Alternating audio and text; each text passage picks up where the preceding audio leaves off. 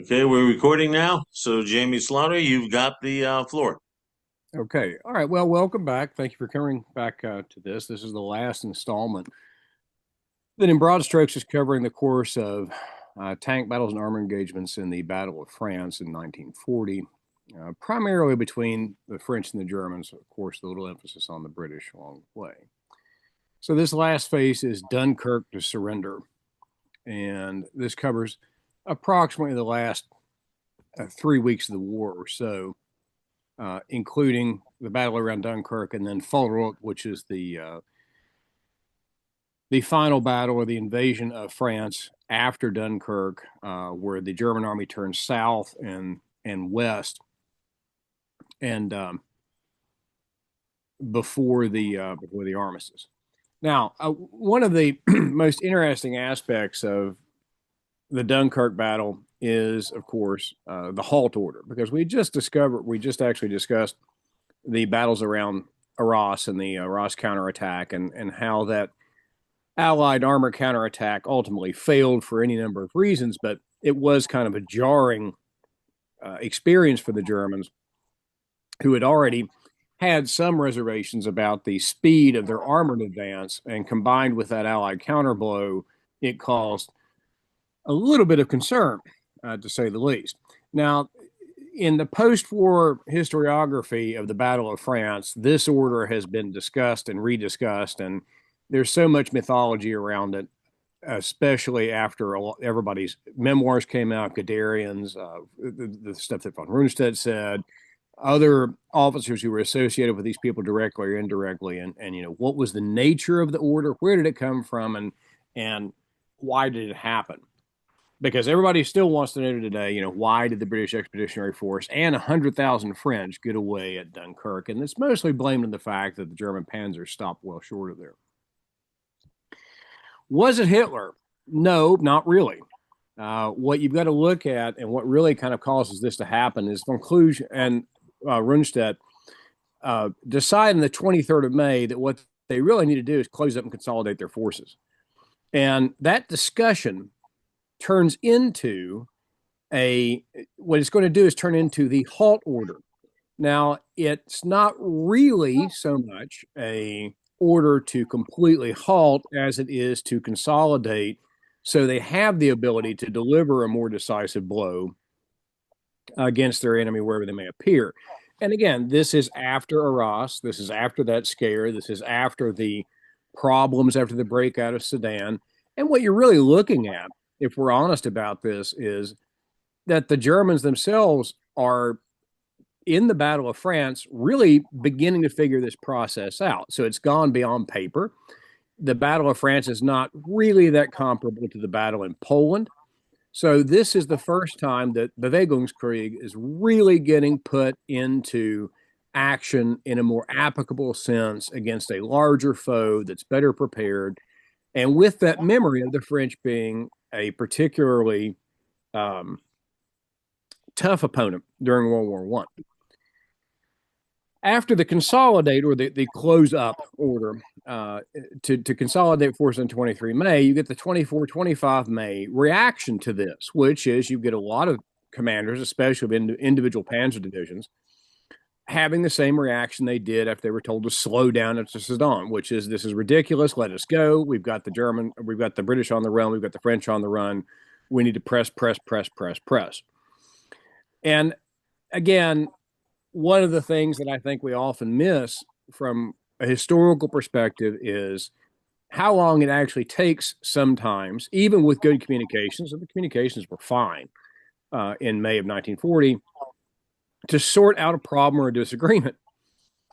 And while there is a lot of restraint, and again, during the process of consolidation, for the concern, again, of delivering a more powerful blow or more concerted blow, or avoiding potentially strong Allied counterattack that could happen, one thing is abundantly clear, and that is on the 25th of May, Hitler actually leaves the decision to Army Group A. If you want to keep going with the Panzers, keep going. If you don't, that's fine. I trust your judgment. Where Hitler really gets blamed for all of this is in the post-war environment.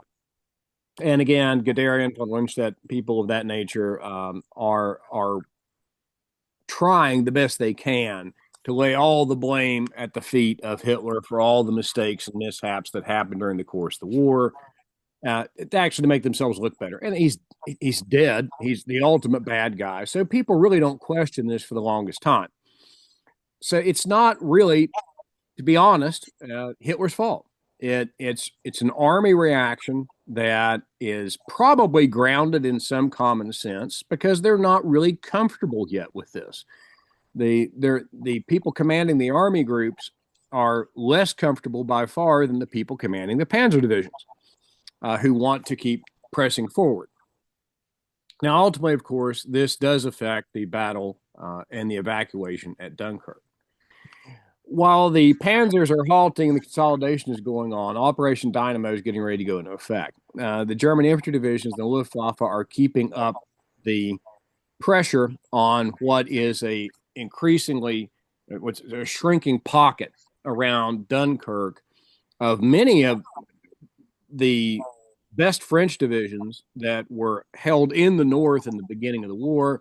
And of course, most of the British Expeditionary Force, some of them have been separated to the south of that pocket, but most of the troops who were actually originally present, prepared to face the Germans in the north through Belgium, Holland, northern France, um, are stuck inside that pocket. So that swing move up toward the coast has worked.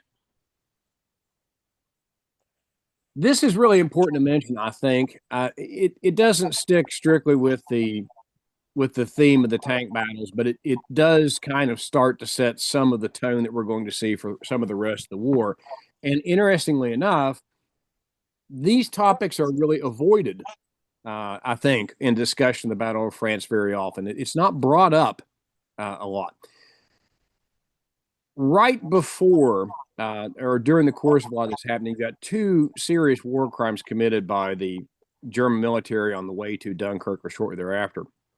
One is by the 3rd SS, the Totenkopf Division, the La Paradise massacre, which is against the Royal Norfolk Regiment. Now, there were a number of British soldiers who were summarily executed. This is actually the house you see in the picture where this happened. Now, the interpretation of this is that this was done because the 3rd SS was actually routed, partially routed during the counterattack at Arras. And this is interpreted very often as sort of revenge for that. So, really, the first time that there is a good record of the SS being involved in a war crime during World War II. The second one, and this one is often completely passed over in discussion of the Battle of France, is where French colonial troops from Africa are separated from their officers, and the white officers are allowed to live, and the colonial troops are then executed. And although the extent of this is still not clear, there's a lot of ambiguity with this still. It does appear that the Großdeutschland Regiment was involved in some of this. And this is all occurring about the same time. So this is all somewhat contemporary with the events going on at Dunkirk. So the 27th of May to the 4th of June is the evacuation at Dunkirk. And there are over 300,000 troops evacuated, 100,000 of which are French. The British are holding the eastern part of the perimeter, and the French holding generally the western part of the perimeter. One of the things that's often misunderstood about this is the fact that about a full third of the troops evacuated were French, and those French troops are actually going to return to France shortly thereafter. Again, which dispels this myth of just this constant sort of stream of French surrender, not returning to the battle, et cetera, so on and so forth. The French who do stay in the UK after this, and many of whom are wounded or there for some special reason, are going to help form the bases of the Free French forces thereafter that are going to form a not insubstantial portion of the Allied army is going to invade Normandy 4 years after this. So after Dunkirk, what you've got is a Allied army that's been split in two. Part of it, a big chunk of it, actually 300,000 men, has been evacuated. 100,000 of which, not quite 100,000 of which, will return shortly to France. And there've always been, in the German mind, two pieces to this plan: Fallgelb and Fallrot. And Fallrot is basically the cleanup operation if Fallgelb worked, which it did. And Fallrot is when the German army turns south, and what it's going to do is it's going to clear the western approaches of France, so basically getting off into Brittany and places like that, going head towards Cherbourg, and then turning south to complete the conquest of France. That's the process. Again, this has always been something of a two-part plan. And a big player in Fallrot is going to the Panzer divisions.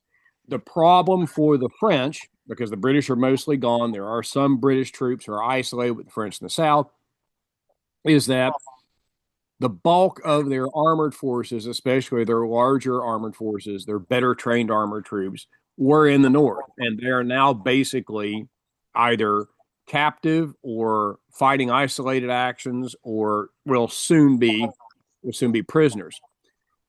And the result is when the German panzer divisions especially turn south, there is less and less French armor to resist them, especially larger units of French armor. Those are almost now depleted by this point. There are a few left, and there are a few isolated pockets of large numbers of French tanks left, but not many. So 6th June to 22 June is really kind of a mixed bag. And if you follow Paul Roth, and there's only really been one book written in the past few years about it, Robert Forchuk's book, which is a pretty good book, actually, on all levels.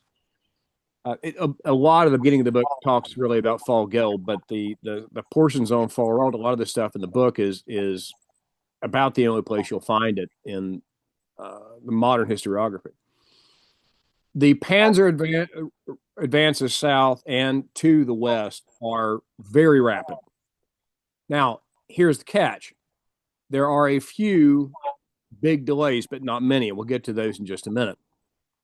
But you do have, for instance, the 7th Panzer under Rommel is going to advance parts of the unit, not the whole unit, but parts of the 7th Panzer are going to advance 240 kilometers in one day on the 17th of June. And what this really represents is that even though the French defense is stiffening, we'll talk about that in a minute, there's not that many French troops to go around, and they're especially, to some extent, they're sparse on things like anti-tank guns, tanks, and that sort of material. On the 21st of June, of course, Italy enters the war, fights France for 3 days. The Italians do not do well at all against the French. They're fighting some very high-quality French units in the Alps, and they don't do well. That's going to be basically a 3-day battle. It's going to last the 24th of June. And you're going to have the attacks on the Maginot Line finally go in during this period, which are not vital to the war anymore, but do constitute an interesting experiment what could happen. Probably a subject for another video, but one of the things the Germans do learn when attacking the Maginot Line is it's a very tough nut to crack. That the experimental sort of attacks that are conducted on the Maginot Line are not as easy as the Germans thought they might have been. Actually, the Maginot Line turns out to be fairly resistant in the sense that it was meant to be. Now, during this period, the other thing we're going to see is that, again, stiffening French resistance. Now, why? That's the big question. One of the things that's become apparent to the French and the Germans is the French tanks, the modern French tanks, are better. And that when they do get into a fight with German tanks, as long as they don't have to coordinate the attack and it's a face-to-face fight, they're generally turning out better off than the Germans are. French anti-tank guns have also proven effective, especially because you've got to look at the German tanks being used at the time, the Panzer I, Panzer II, Panzer III, IV, the Czech tanks, none of which has a considerable amount of armor on the front. The Panzer I and Panzer II are vulnerable to virtually any anti-tank fire. The Panzer III and Panzer IV are especially vulnerable to the sides. The 35 and 38 Czech tanks, again, vulnerable to a limited extent for the front and sides.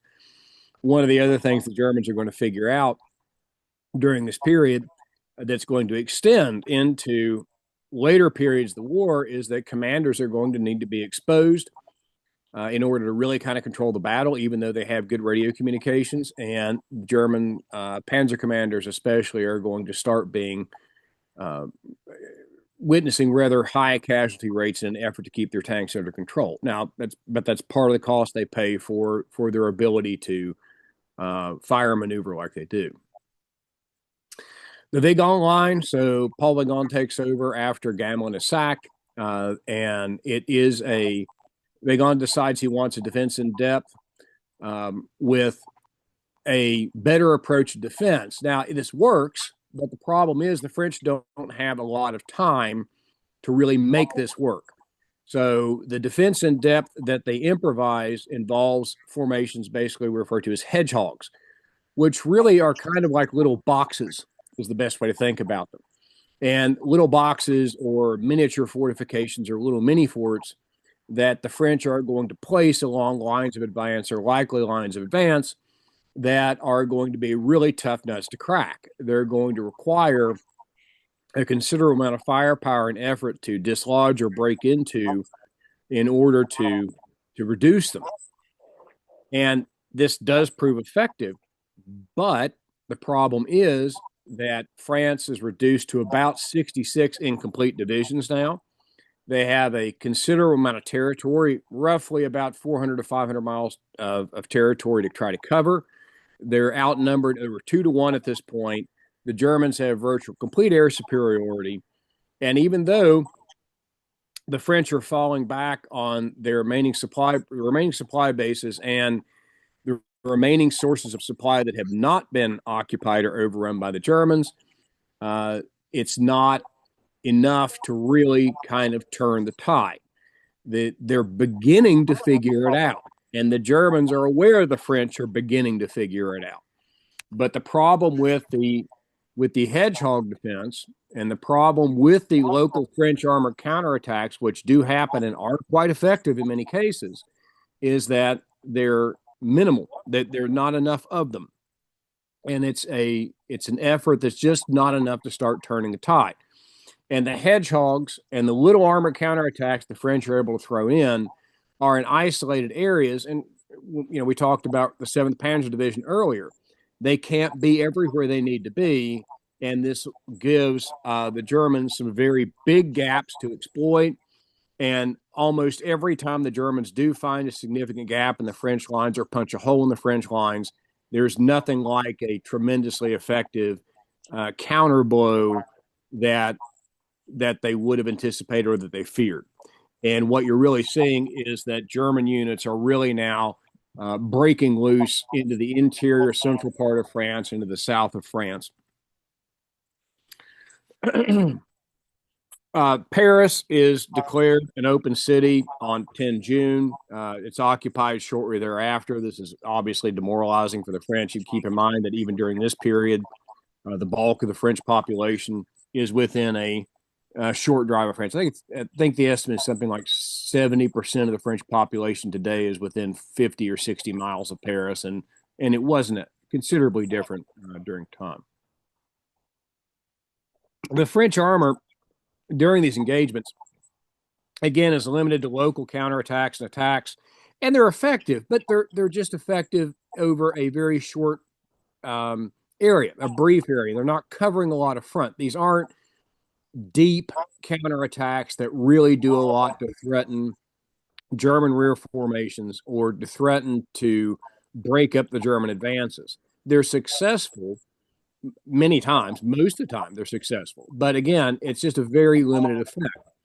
They have fewer tanks and fewer crews. Again, remember the North. You've got the bulk of the French armor formations in the North, and those have either already been casualties of combat or encircled and captured, run out of fuel, etc., so on and so forth. The French tanks are still punching hard, but again, they're limited in their scale and scope of their effectiveness. Their heavier models are resistant to the PaK-36. The Germans have a very hard time knocking them out, at least from the frontal, from the front, from the sides and rear. It's a bit easier, but but the Germans are struggling. And actually, it's the French campaign more than encountering the T-34 in Russia that really convinces the Germans they really need to upgrade their anti-tank capabilities. The T-34, of course, when they go to Russia, is a nasty surprise, but this campaign is enough to convince them that they need to do more to create better anti-tank weapons and arm their tanks better for future engagements. As the German advance goes south, there are fewer and fewer tank-on-tank engagements. They do occur, and again, it's the same sort of thing playing it out. When the French have the opportunity to fight an engagement that does not require a lot of communications and maneuvering, the French tanks very often come out on top. But the German advantage is always in their ability to communicate and move their tanks via radio communication, somewhat similar to what you're going to see happen in Russia in 41 and 42. Even when the Russians have better tanks or deep defenses, it's just use their ability to communicate and their familiarity with maneuvering via radio communication to either bypass or outflank the German or the French attacks and make those attacks less effective. Again, these deep German penetrations are going to bypass French resistance, and what the little successful French hedgehogs that are holding up masses of German troops are going to find that they quickly have to displace, because if they don't, they're going to be completely surrounded. So it's not a wasted effort; it's a good effort, but they're not able to mount a really strategic effort that has the potential really to turn the course of the battle. The French also suffer from a continued shuffling of leadership, and this is political and military both. This is only a 6-week campaign, but you've got the heads of state changing, hands. You've got the commander in chief changing. Police are being relieved. Weygand is coming in. Gamelin is going out. Renault is coming in, who had only been, head of the government for a very short amount of time, and then he's going to eventually be booted out. And of course, Pétain is going to come in and look for and suggest the armistice. Now, the armistice is going to happen on 22 June 1940 at Compiègne. The story of this is all too well known, where the rail car that the Germans signed the instrument of surrender in 1918 is hauled out of a museum. The French signed basically the documents of the armistice in the rail car, and as soon as Hitler celebrates his little victory, the Germans are going to take the rail car and burn it. So again, this is a short campaign, but it does teach a lot. It does have a lot to teach, not only to the Germans and the people examining us at the time, but from a historical perspective with the depth of years about what's going on during this period. So a few conclusions to draw from all of this. The standards of training, doctrine, and tactics amongst the German units all around, not just the tanks, but the supporting arms that are going to make the big difference, especially in the opening 3 or 4 weeks of the war, when you're fighting your way through at places like Hanut, Sedan, Arras, other places. It's the all-around level of training and the cooperation of units working together that's making the big difference. The Panzer divisions are, yes, making those big, deep penetrations, those big sweeping motions, and the Panzer divisions are responsible for the maneuvering that's going to isolate and the bulk of the VEF and a large number of French troops in the north and force them to evacuate. Much of this is predicated, however, on communication and coordination. It's not the superiority of German tanks. It's the way that they are used and their ability to communicate. This is predicated on considerable amount of practice and implementation. This is 4 solid years of practice with a lot of experimentation in the meantime and a lot of examination of events in other parts of the world, to some extent the Spanish Civil War, and the experiment of the invasion of Poland and what it reveals there. When it comes to equipment quality, one of the interesting things that perpetually kind of comes out of this is the fact that the French tanks actually were quite good. Some of the British tanks were quite good. It's not this sort of myth of this unstoppable Teutonic death machine that's just going to storm toward the coast no matter what you throw at it. And in fact, when we look at this qualitatively, with the big exception of French communications inside the tanks and the regiments and the divisions, et cetera, not being as good, and also to some extent, one of the big problems the French are going to find is that their crews are overworked because of the way the French tanks are crewed. But overall, what French equipment quality is actually quite good. Problem is sometimes numbers. So, for instance, when it comes to anti-aircraft artillery and anti-tank weapons, the French army is short on those. They have some newer models coming out that are very effective. They proved to be very effective during the war, during the French campaign. They're more than effective enough, especially the newer models, to deal with the German panzers, but there are never enough of them. And when it comes to anti-aircraft defense, anti-tank defense, one of the biggest problems the French are going to encounter is not weaponry, it's training to deal with the attacks themselves. So part of the reason that you have a French defense that's not actually ideal, especially in the opening 3 or 4 weeks of the war, is that many of the French troops really aren't trained to deal with it. When it comes to air power, we already discussed the debacle of the French Air Force and how the way the French Air Force was basically broken up into penny packets and basically had its central organization shorn apart, basically more or less over political fears, interfere with its ability to defend effectively against the Luftwaffe, but it did fight hard all the way to the end of the campaign. The French Air Force is fighting all the way through Fall Road to the very end. But through a lack of coordination for air defense on the ground and basically better organization on the part of the Luftwaffe, the Germans are able to gain air superiority fairly early on in the campaign and really have what amounts to air dominance from Fall Rout later on. There are some French aerial attacks that are going to occur during Fall Rout. A few of them are actually pretty effective, but again, it's far too little, far too late. It's kind of like the armor counterattacks. Some of them go in and do a considerable amount of damage, but they don't do enough damage over a big enough area, and they don't offer the French enough time and space to commit to deep level penetrations that are really going to dislodge the Germans or potentially result in the capitulation or defeat of large numbers of troops. The French are able to improvise and do quite well with it, and the improvisations are good, but it's too little, too late. And what this really comes down to is a couple of things. The French don't have enough time to adjust. There's not enough land, material, and personnel to trade.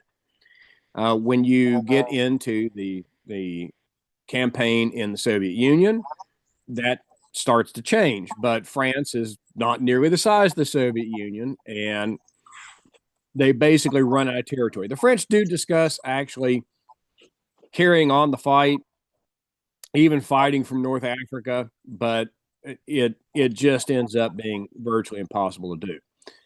And one of the really interesting things that comes out of this campaign, especially when it comes to armored warfare and looking at tank battles, are the leadership quarrels that are going to happen on the German side and the French side.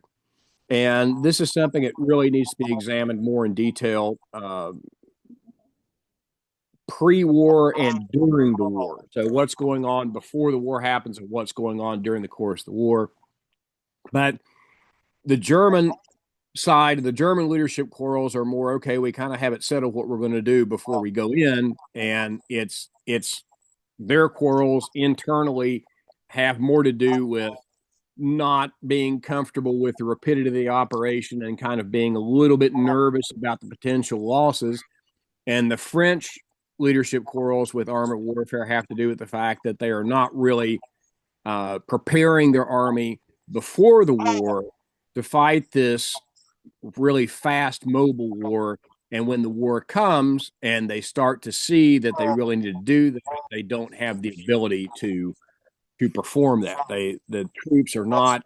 It's not that the troops are bad. It's not that the troops are unintelligent. It's not the quality of the material is bad. It's that this has not been practiced to the extent that it's been practiced inside the Wehrmacht, and the Germans just have the advantage of practice and time and being able to do it. The French try to adapt. They do well in adapting, but the adaptations are not enough in the end to stop France from being defeated. Okay, there's the bibliography. These are all the books that references that were used to record this. Robert Forchick's book on Fall Rock, really, if you want to read about that, is about the best thing going right now, and it's a well written book. It's detailed, and it has a lot of interesting information that really gets left out of other generally good books about the campaign. But this campaign as a whole is grossly written in the historiography. Thank you very much. Well, thank you. I'm getting warning signs that my internet's unstable. Oh, So we will open up the floor to questions.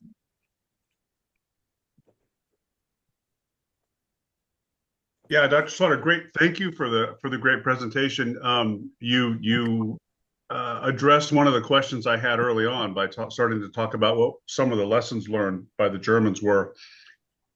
Did the Germans learn any lessons from the French campaign, which they then applied in either the Balkans or on the Russian front, that turned out to be the wrong lesson? well, I think the Balkans are. I don't want to minimize the campaign, but the Balkans end up probably not being the best place to look at that. When they go into Russia, and again, this is extrapolating into a different campaign, but they know that they're from the experience of the French campaign, they know they need to make upgrades, so to speak. But in the beginning, especially if you look at what happens during June, July, and August of 41, they are convinced that they're winning. Even Halder, who is something of a naysayer sometimes, is convinced by late July that they're going to overrun the Soviet Union. So the Germans really kind of make in a weird way a reverse mistake, which is they assume that it works so well in France that it'll work the same way in the Soviet Union. And it doesn't. They can't occupy the Soviet Union fast enough. They can't destroy the Soviet army. They've grossly miscalculated the number of troops that the Soviets have available, and the campaign that they think they're going to get is not what they really get at all, especially after the first few optimistic weeks of it.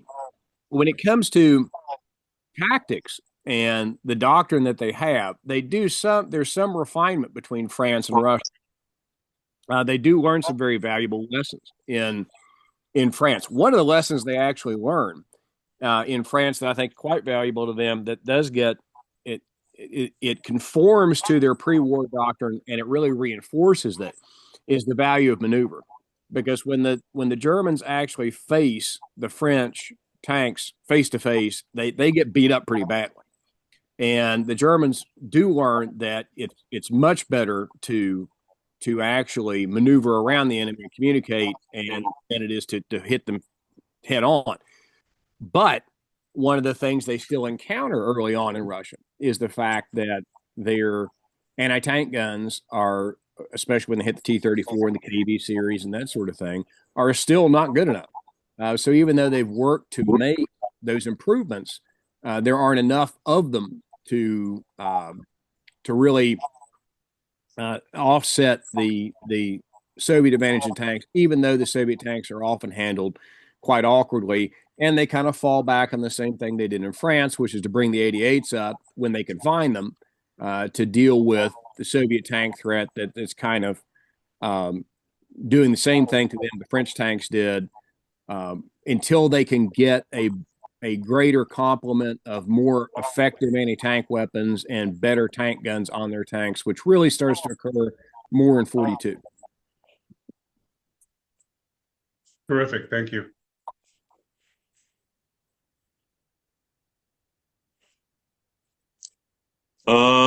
Comments from anyone else?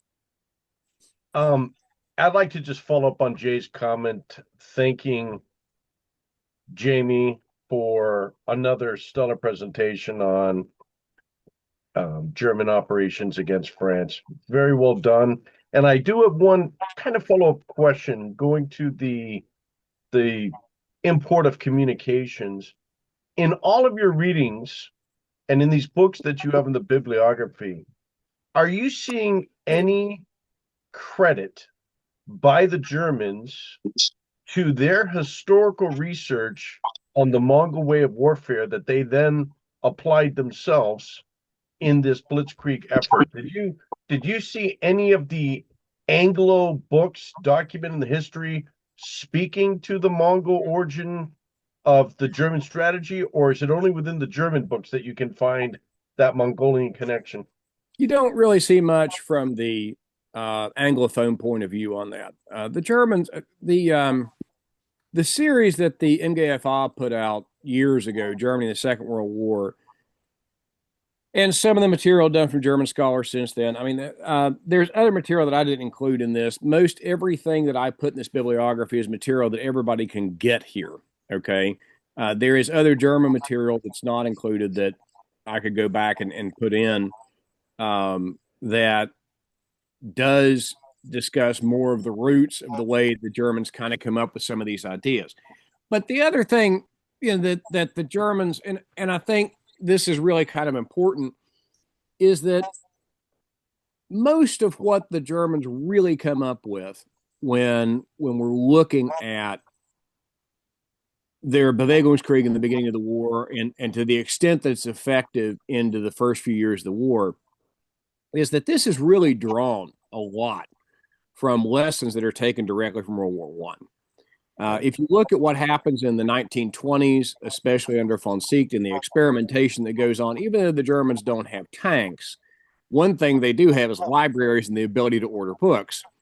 And while they're playing around with bicycles with little wooden frames on them to say tank and so on and so forth, they're really paying attention to what happened in the last year of the war.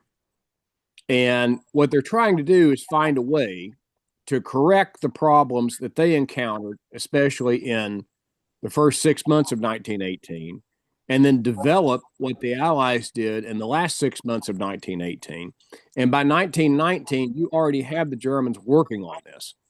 So, but before the ink is even really dry on Versailles, and before they're limited to the 100,000 man army, one of the things they're already doing is trying to figure out, how can we make this work better? And from the very beginning, one of the things that they focus on is the fact that communication is going to be key in making all this work. And as soon as they have access to things like JFC Poller's Plan 1919, which really reinforces this, they make communication and coordination really the cornerstone of the Bewegungskrieg. That is really what makes this work. It's not that their tanks are better. It's not that their planes are better. It's that they are more able to wield their weapons better than their enemy is, up until 41, 42, when the Allies start to figure out how to really begin to do this sort of back to them. Thank you. Thank you. Other comments, questions?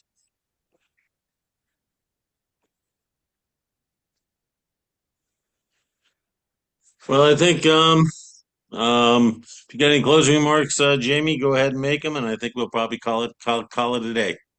Okay. Well, one of the things is I really think that all this is very understudied. I really think that the French campaign has been neglected. I think that a lot of the perceptions of the French campaign, especially of French armor in the French campaign, is grossly misunderstood. And most people's perception on it, even really in the historical community in many cases, is based upon the mythology that was built up more in the 50s and 60s from British and American writers than a good examination of the reality of the war on the ground during the 6 weeks of the French campaign. And that a lot of this needs to be explored in more detail.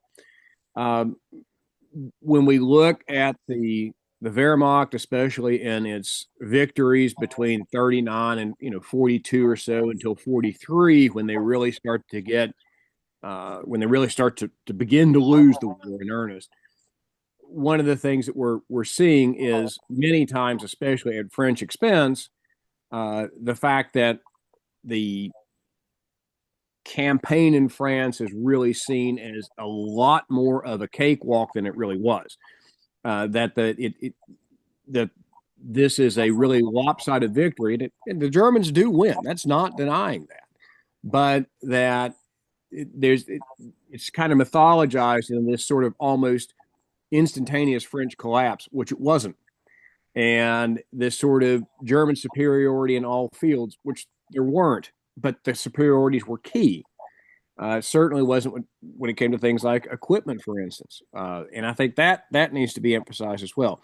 But what we really need, I think, and the French campaign as a whole, and especially when it comes to understanding armored warfare in France in 1940, is a more thorough reexamination of it and a good, solid addition to the historiography that is going to clarify some of the issues and demythologize some of the campaign and give us some clarity going forward.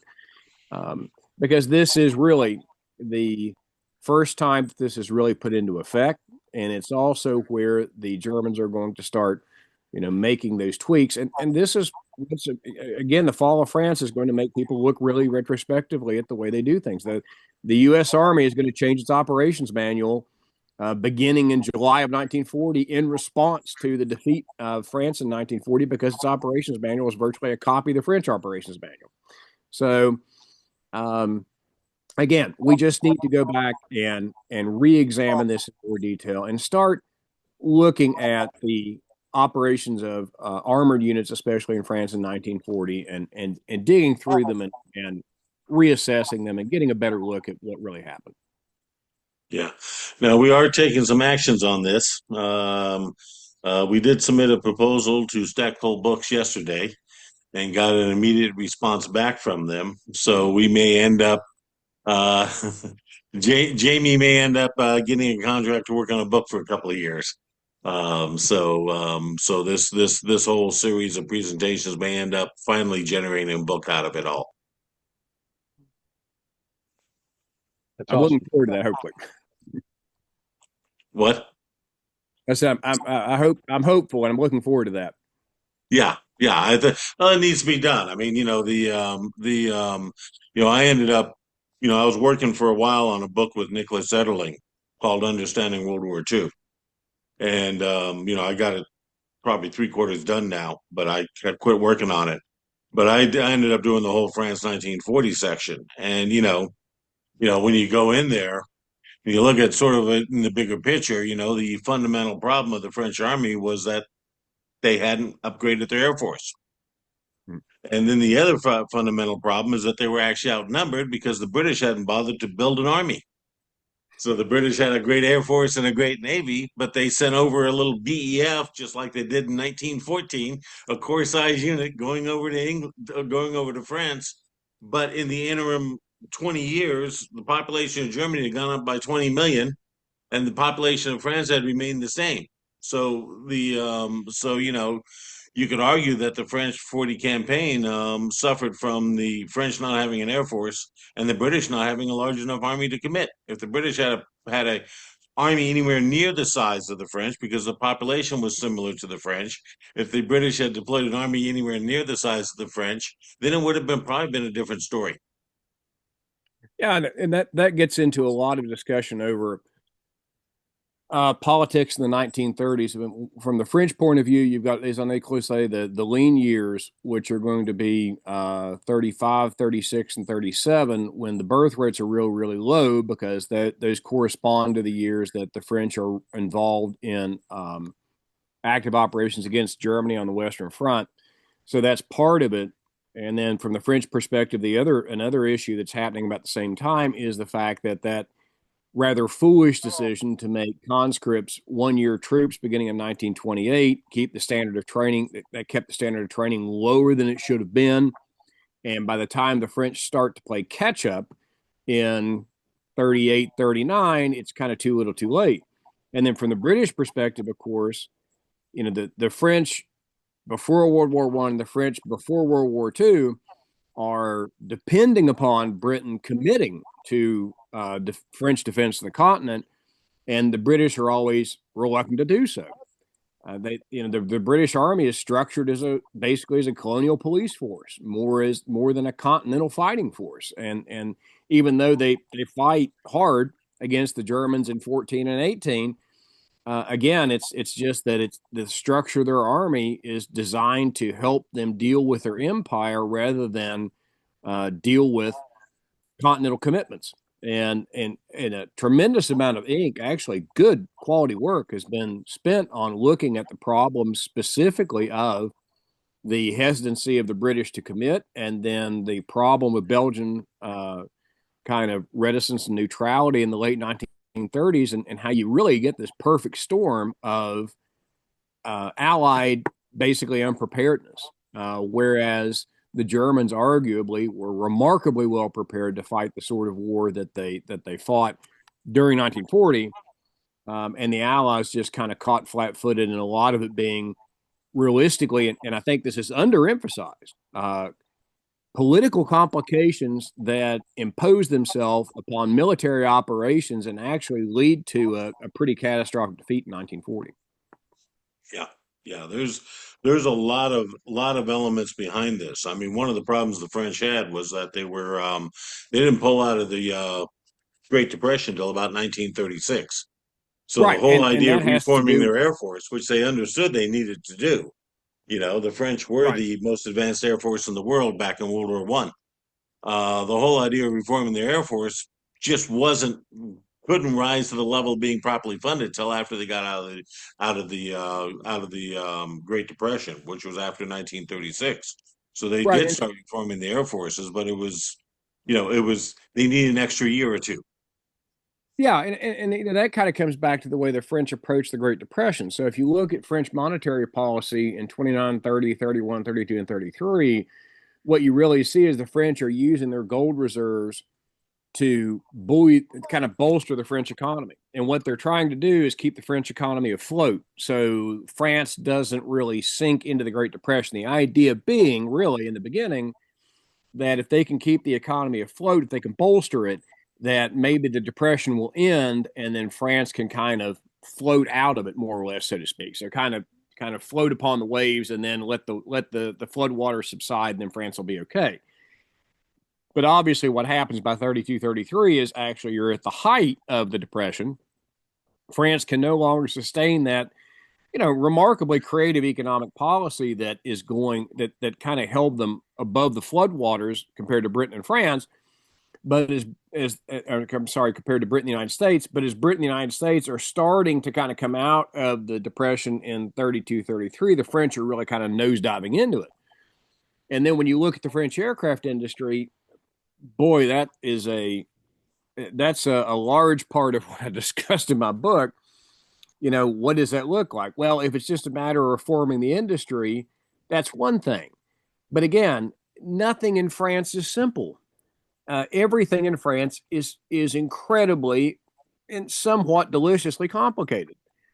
The problem is that the French aircraft industry is antiquated. It needs to be updated. But the point of updating the industry is you've got Pierre Cot, again, kind of coming into this, who has a very valid point that the industry needs to be updated. It needs to be dispersed. It needs to be far enough away from Paris that it's not under immediate threat from German bombing, and it needs to be drastically modernized. Nobody really argues with that.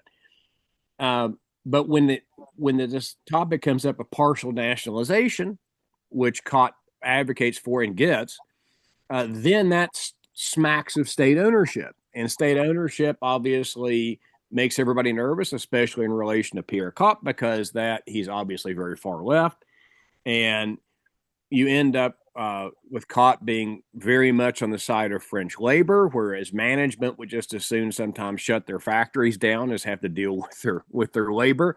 And instead of what should be a straightforward strategic priority of reforming the French aircraft industry and catching it up and making it more productive, and using the very talented engineers and engineering talent they have to create a better Air Force than Germany, it's mired in, again, all of these political complications. There is a book in French, it's not been translated into English, called what is it? The politics of aeronautical politics of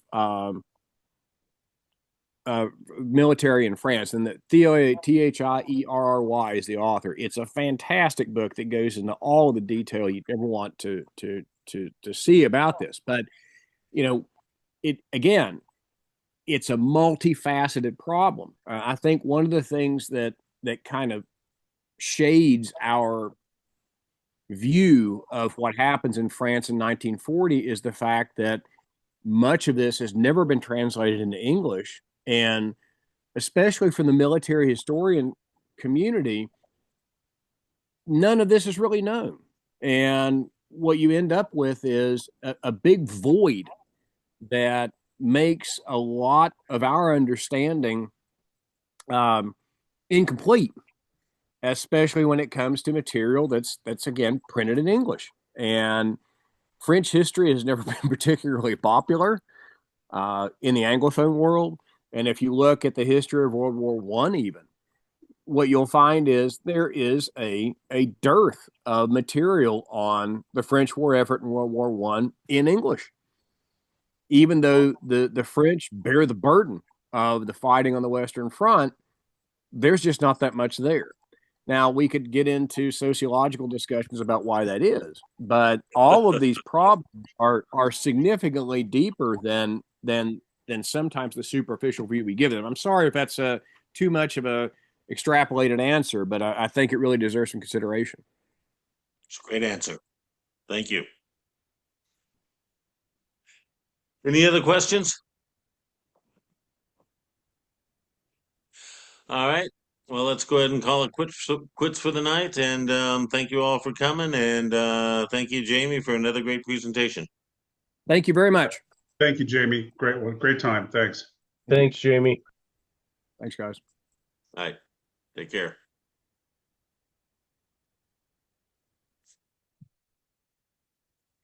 You can stay on for a moment, Joe. Let me turn the recording off.